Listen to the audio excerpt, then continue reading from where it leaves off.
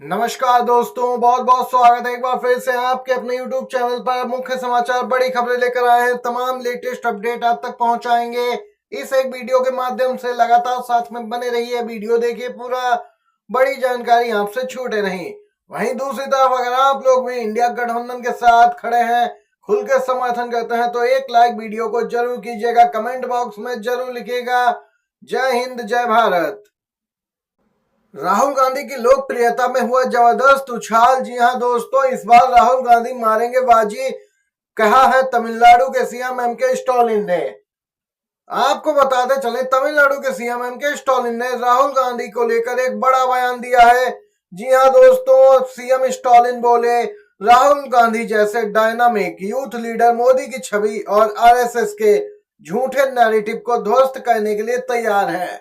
बीते दिनों राहुल गांधी ने यहाँ पे जम के बीजेपी आरएसएस की पोल खोली और सच्चाई बताई कि इस बार बीजेपी 180 सीटों का आंकड़ा भी पार नहीं कर पाएगी।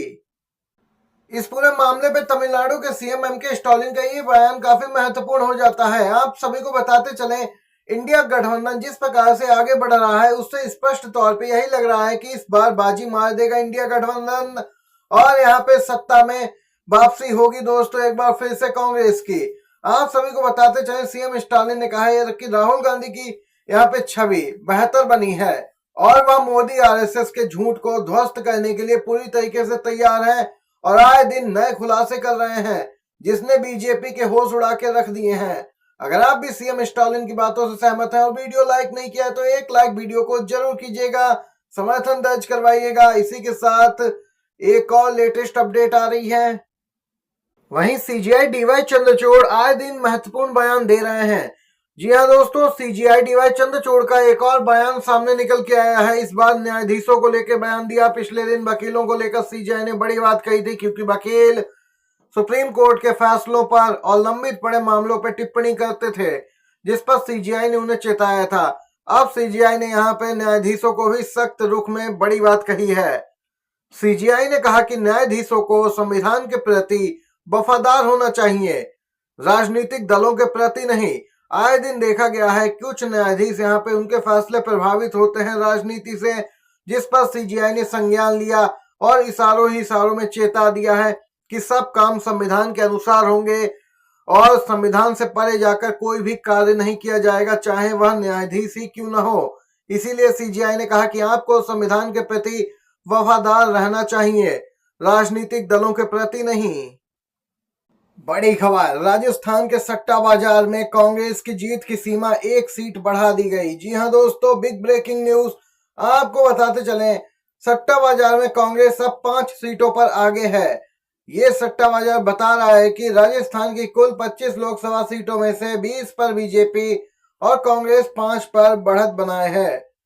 लेकिन सूत्र कह रहे हैं कि प्रचार को अभी चरम पर पहुंचने दीजिए। कांग्रेस दहाई का आंकड़ा पार करके 11+ तक पहुंच जाएगी और राजस्थान जैसे राज्य में यह एक बड़ी उपलब्धि है। देख सकते हैं, बीजेपी पहले 25 की 25 सीटें जीती थी, लेकिन इस बार कांग्रेस कड़ी टक्कर दे रही है। माहौल बदल गया है। देश में कोई मोदी लहर नहीं है, कोई मोदी मैजिक नहीं है, कोई मोदी की गारंटी पर विश्वास नहीं कर रहा है, जिसके चलते आम जनता का भरोसा कांग्रेस पार्टी पर दिन पर दिन बढ़ता जा रहा है। यहाँ पे दोस्तों, कांग्रेस के घोषणा पत्र के बाद अब यहाँ पे महारैली आयोजित की जा रही है। इसी क्रम में एक और ब्रेकिंग न्यूज बताते चले, अमेठी और रायबरेली से कांग्रेस उम्मीदवारों की घोषणा 26 अप्रैल के बाद की जाएगी।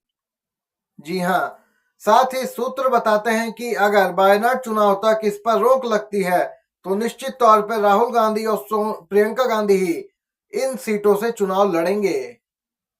इस देरी का प्रमुख कारण एक सोची समझी रणनीति है जिस पर कांग्रेस पार्टी कार्य कर रही है। बीजेपी को यहाँ पे दोस्तों अच्छा चकमा दिया जाएगा। बीजेपी जो हमेशा ही दूसरों की रणनीति जान के अपनी रणनीति तैयार करती है, इस बार उसे उसकी ही भाषा में जवाब दे रही है कांग्रेस पार्टी। जी हां, यूपी के गाजियाबाद में कांग्रेस का कार्यालय ही ढक दिया गया। अब शिकायत पहुंची है चुनाव आयोग के पास। बताते चलें, गाजियाबाद में कांग्रेस का मुख्य चुनाव कार्यालय 24 घंटे बंद रहा। दरअसल जिस रास्ते पर यह कार्यालय था, वहां से पीएम का काफिला यानी रोड शो गुजरना था। कांग्रेस ने यहाँ पे केंद्रीय चुनाव आयोग से शिकायत की है। आप इसका अंदाजा लगा सकते हैं कि कांग्रेस पार्टी का मुख्य विपक्षी दल का ही कार्यालय ढक दिया जाता है। तो दूसरी तरफ तेलंगाना में जबरदस्त कांग्रेस का समर्थन दिखा है। जी हां दोस्तों, तेलंगाना में राहुल गांधी की दीवानगी गजब की है। राहुल गांधी और तेलंगाना सीएम रेवंत रेड्डी के रैली में 10 लाख से ज्यादा लोग शामिल हुए।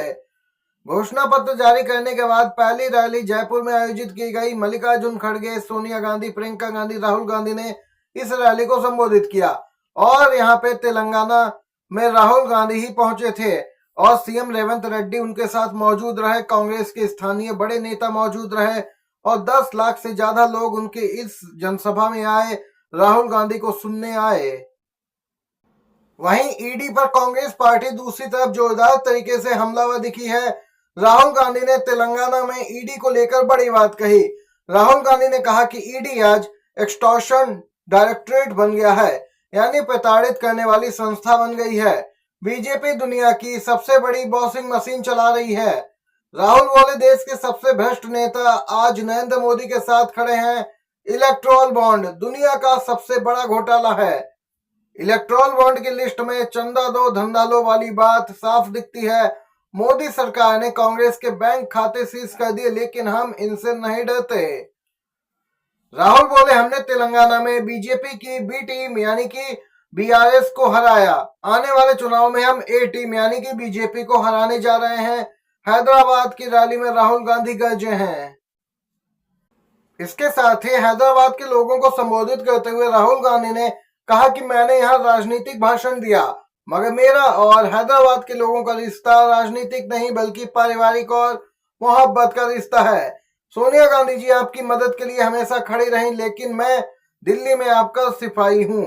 तेलंगाना की जनता के आदेश पर मैं यहाँ हाजिर हो जाऊंगा और ये 2-3 साल की बात नहीं है बल्कि मेरी पूरी जिंदगी की बात कर रहा हूँ।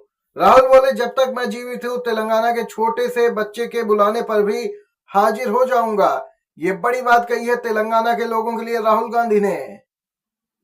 इसके साथ ही हो गया है एक और बड़ा खुलासा। बीजेपी इस बार होने वाली है सत्ता से बाहर। आरएसएस ने भी मान ली है अब ये बात।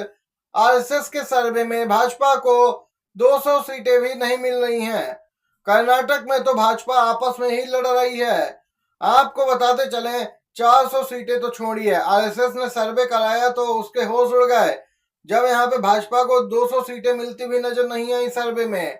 ये खुलासा किया है कांग्रेस नेता प्रियंका खड़गे ने। आप सभी को बताते चले, लगातार 400 पार का नारा दिया जा रहा है, लेकिन ये जुमला है और ऐसा कुछ भी होने वाला नहीं है। स्पष्ट है, इस बार केंद्र में सत्ता परिवर्तन स्पष्ट दिख रहा है। मोदी विरोधी लहर है, राहुल गांधी की लोकप्रियता बढ़ी है। अगर आप भी इस बात को मानते हैं तो 1 लाख वीडियो को जरूर कीजिएगा, कमेंट बॉक्स में जरूर लिखिएगा बी सपोर्ट इंडिया। वीडियो देखने के लिए आप सभी दोस्तों का बहुत बहुत धन्यवाद। जय हिंद, जय भारत।